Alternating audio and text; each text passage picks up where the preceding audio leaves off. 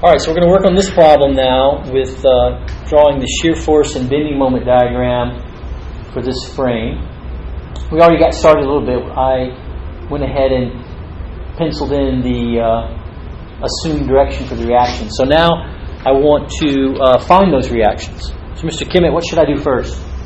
Well, I'll take the moment I'd take it about A. I like that idea. So let's do that.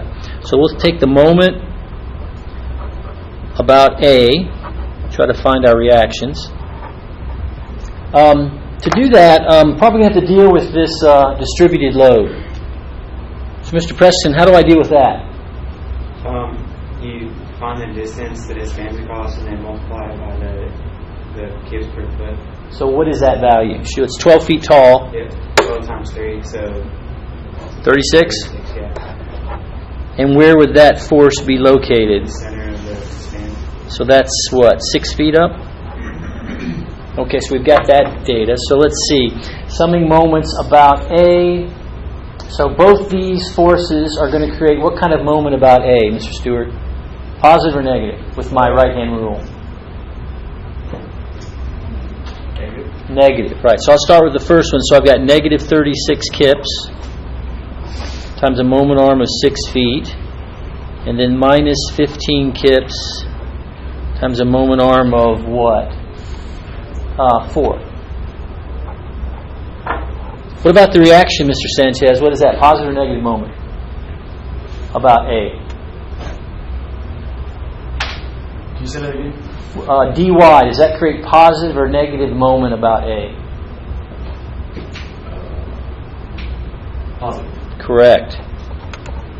And it has a moment arm of 8. So somebody out there help me out. What's dy? 34.5. 34.5? Anybody else get 34.5?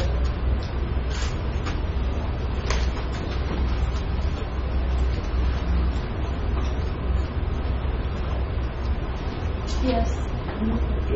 Yeah? I got it. Yep. All right, 34.5.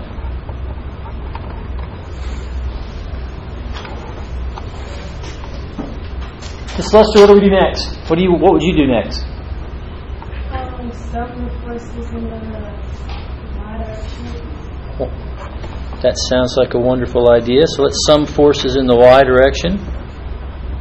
Make sure they're in equilibrium. So let's see, we got AY acting up, DY acting up, and 15 down. So I've got AY plus DY minus 15. So I already know DY, so what's AY equal to?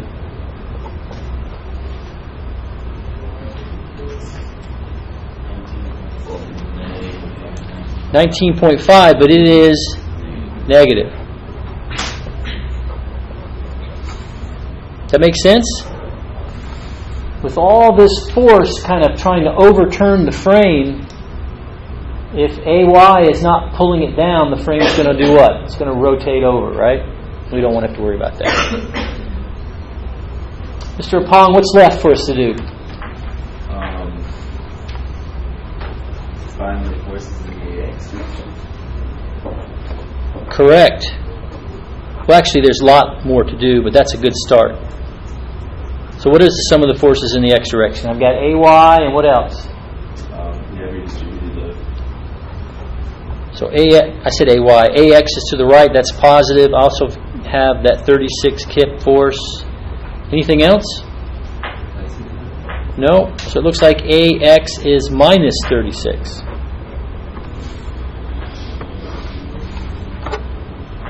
Okay? Now remember, the objective is to draw the shear force and bending moment diagram for the frame, but remember we're going to break it down. So we'll have a shear force and bending moment diagram for AB, and then another one for BC, and then a third one for CD. So that means we're probably going to need to know forces at the connections. So I'll go ahead and draw the free body diagrams for the three pieces to show you that, and then we can decide how we want to solve them. So if you look at, say, the section from A to B, This is kind of what we would have. I've already solved for AY and AX, so I can go ahead and put that in there. So I know AY is actually down 19.5 kips, and AX is actually to the left equal to 36 kips. I've got this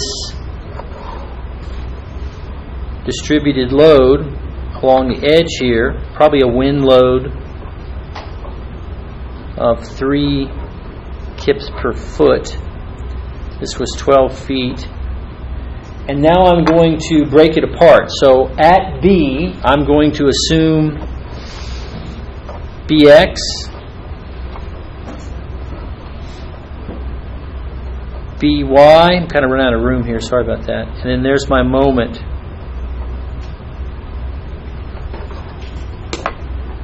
Sorry, I kind of jammed that all in there. Can you guys see that? Now, can I actually solve for these values with this free body diagram? I can. This is similar to the example problem we saw earlier, right? So you know what? I think I'll just go ahead and do that now. So if I get my values at B, let's think ahead just for a second. Now when I try to do C, would it be better to look at the BC section or the CD section?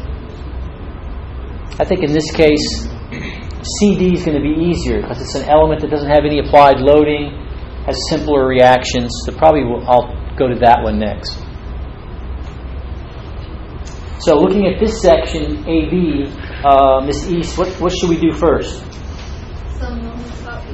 Sum the moments about B. Great idea. So let's sum the moments about B, make sure in equilibrium. So obviously BX and BY pass through B, they create no moment. Now I'm assuming right-hand rule for my static sign convention, so what kind of moment is this, positive or negative? Positive. Positive. So that'll be the moment at B. We've already done this previously, so I'll just go ahead and shortcut this a little bit. We already know that the concentrated equivalent is 36 kips and that the distance down is halfway or 6 feet. So what's the moment created by this concentrated equivalent force about B? Mr. Young, is it positive or negative? Positive. What's its value? 36 kips. Times 6 feet, yeah. And what else do we have to deal with? Do we have to deal with this 19.5? No. So we just have to deal with this other 36. What kind of moment does that create, Mr. Coleman? Negative. And what's its moment arm? 12 feet. 12 feet. So it looks like we can solve for the moment at B. It looks like the moment at B is going to be positive. Is that correct? What's 36 times 6? 216? Is that what you guys got?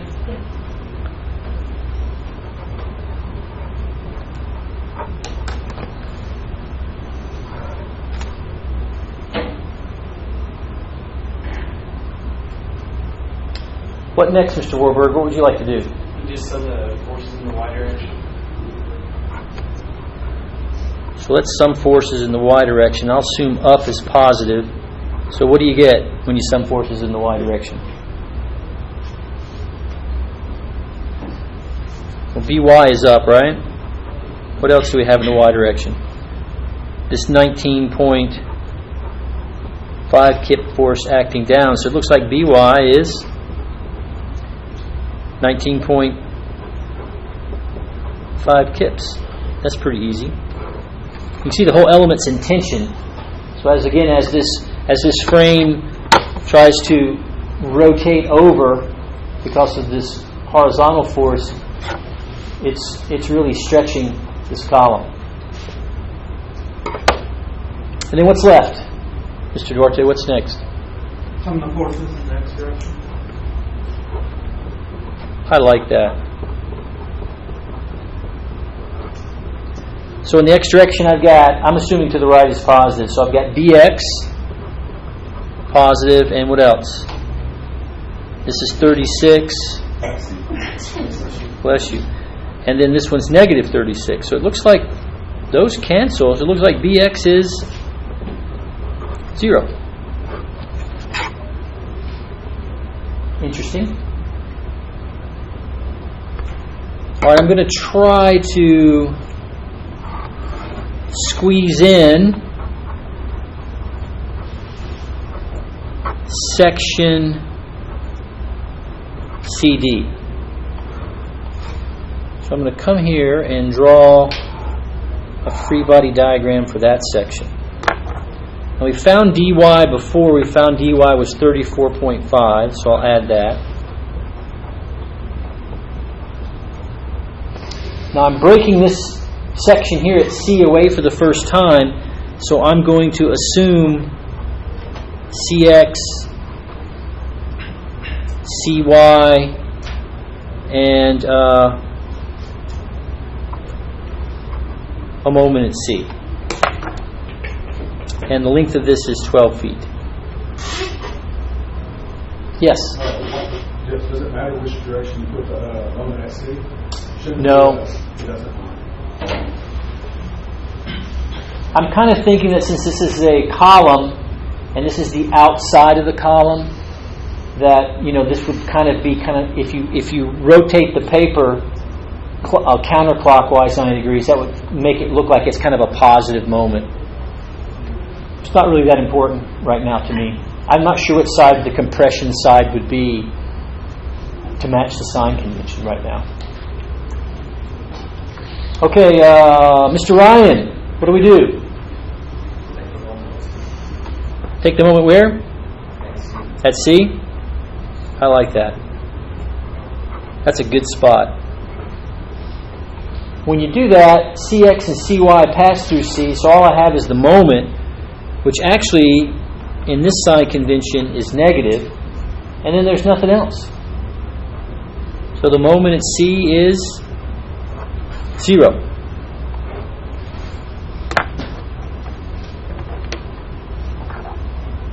So what do we do next, Ms. Petrick? Sum the forces of the Y. Good idea. And again, these are not too challenging, as you can see. So if I look at just my Y direction equilibrium, I've got Cy acting up. My reaction force is also up. So it's easy to see that Cy is actually negative 34.5 kips.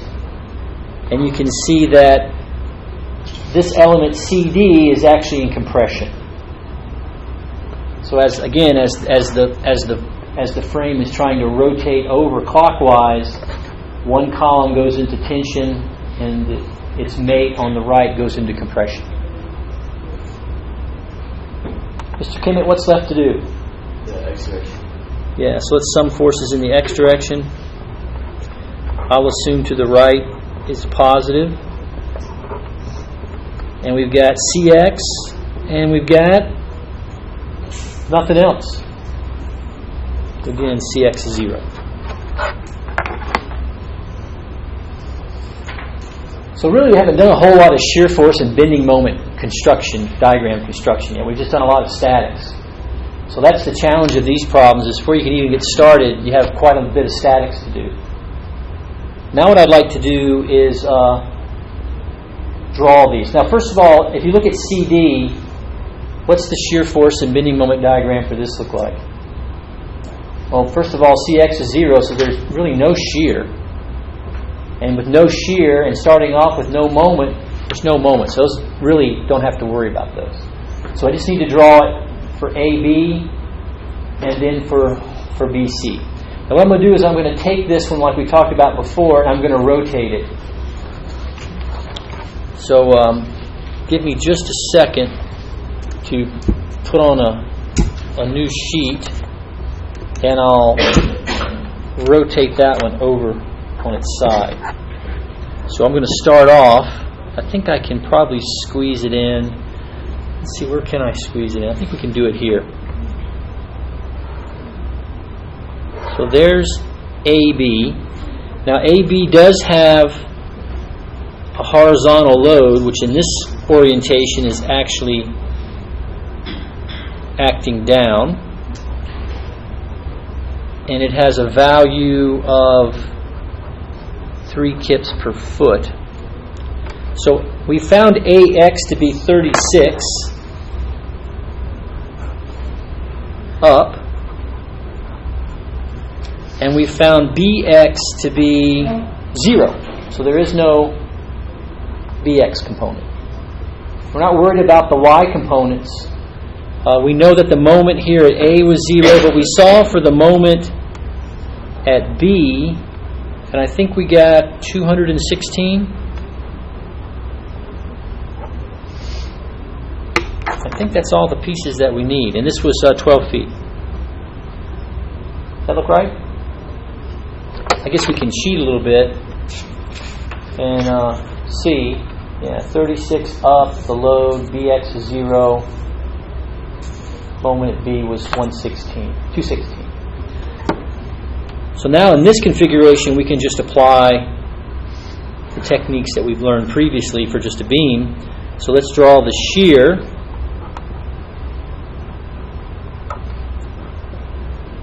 And recall that the change in the shear diagram is the area under the load diagram. So we're going to start off with the shear of what? At A.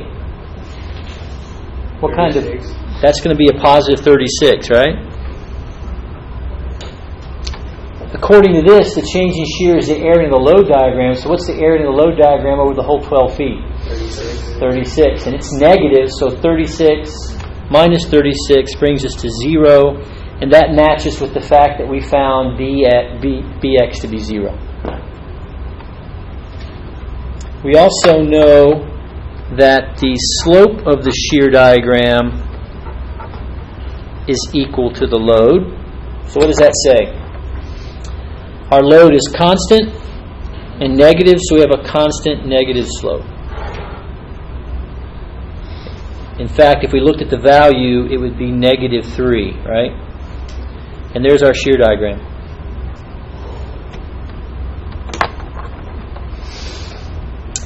Next, we'll draw the moment diagram. We'll have units of kips for force and feet for distance. So what is the moment at A? It's a pin. So that's 0. Oh, I should be asking you this. Who did I leave off on? Who's the last person to ask a question? Was you? Mr. Preston, what's the moment at B? It's going to be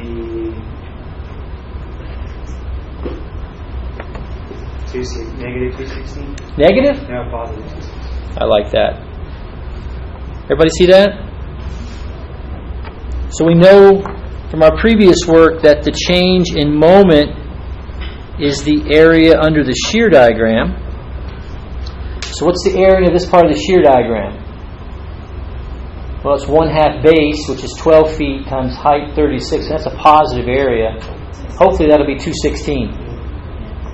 So that means we go from 0, we add 216, we match the moment at the end. That's good. And we know our second feature is that the slope of the moment diagram is equal to the shear.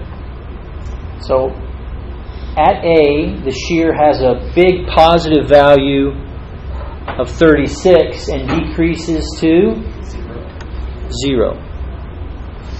So again, we have a nice parabolic section. Looks something like that. There's my moment diagram. Now I'm going to try to squeeze in here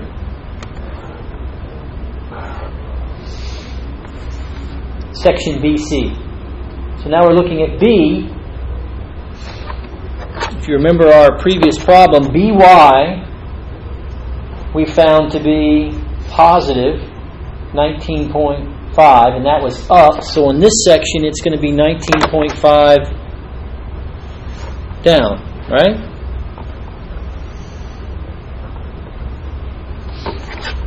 That seem reasonable? Then out here in the middle, we have our applied force of 15 kips, and that's at 4 feet and 4 feet. Now what do we find over there for CY? We found CY to be equal to negative 34.5. So negative means it's down here, which means it would be up here.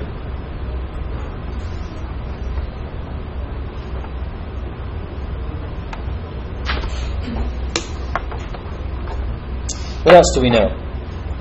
The moment at B, so we assumed right-hand rule positive here at B, so on the other section, BC, it would be negative, right? Which would be going this direction. 2.16 kip feet. And what's the moment at C? 0. So now we're ready to roll. We have all of our pieces. So we'll start with the shear diagram. Mr. Stewart, what's the shear at B right here? Is it positive? Yeah, it is 19.5. Is it positive or negative? It's negative.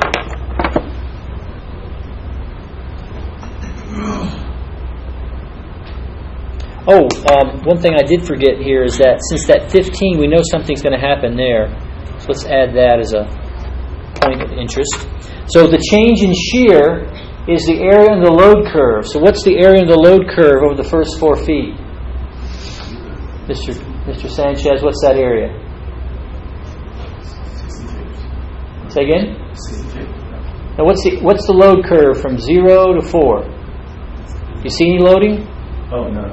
None, so it's 0. So that means I'm at 19.5. I'm going to stay at 19.5. And the slope is equal to the load. And what's the load there again? 0. So we have 0 slope. Now, Ms. Lester, as I go from the left side underneath this 15 kip force to the right side, what's the change in my shear? 15. Positive or negative? Negative. So 19.5 minus 15 is 34.5. So Mr. Alpong, what's the change in shear over this next 4 feet? It should be the area of the load curve. So what's the loading over that last 4 feet? 0. So no change, right? Well, that's good because that negative 34.5 matches the negative shear there. And what's the shape of the curve here, Miss East? Straight. Yeah, because the slope is the load, and the load is 0, and 0 slope is the horizontal line. So we have kind of a stepped shear.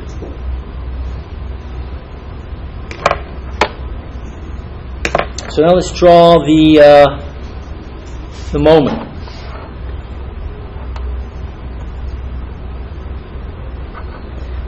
Again, we'll have force units of kips, length units of feet. So what's the moment, Mr. Duarte, at B? Positive 216. Positive 216. Since I'm talking to you, what's the moment at C? 0. So we kind of know where we're starting. We know where we're going to go. So Mr. Warburg, what's the change in moment over this first 4 feet? 19.5 times 4 or 58. 19.5. Oh, my calculator. 78? So drop by 78. Whatever 216 minus 78. I got 138. That sound reasonable?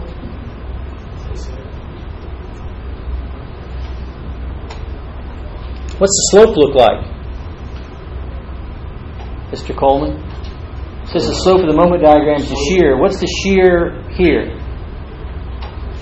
Shear is negative 19.5. And it doesn't change, right? Correct. So it's a constant. Negative 19.5 slope. Right.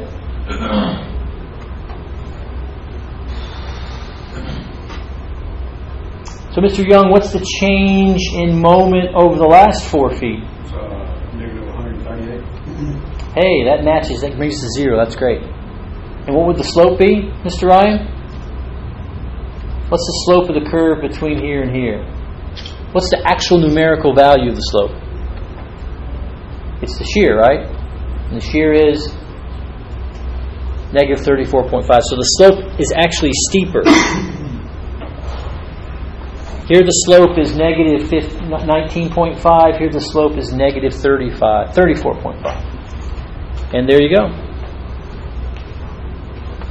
So now you have all the information you need to design this. Now, I'm looking over at our video. It's been going for 26 minutes. Now I know we're going at slow speed, but you can see that these problems are long. So I will attempt to, on the exam, rig them in such a way that they may not be as long as they seem. But you will probably be expected at least to have 2 segments to deal with on the exam. Any questions about this one? How was it 138 Okay, so we started at 216, right? That we found from our reaction. If you flip back over to the beginning, we found 216 to be the moment at B. So that's where we're starting. And remember, the change in moment is the area under the shear diagram. So you'll notice the area under the shear diagram for the first 4 feet is this rectangle. So 19.5 times 4, I think that came out to be, was that 78? Yes. Yeah. So, and 216 minus 78 is 138. Yeah, so that's the change is negative 78. So 216 minus 78 got me to 138. And the same logic could be applied for how I got to 138 to 0. The area under this part of the shear curve tells me the change in the moment over the last 4 feet, which is negative 138. So any other questions about this? All right.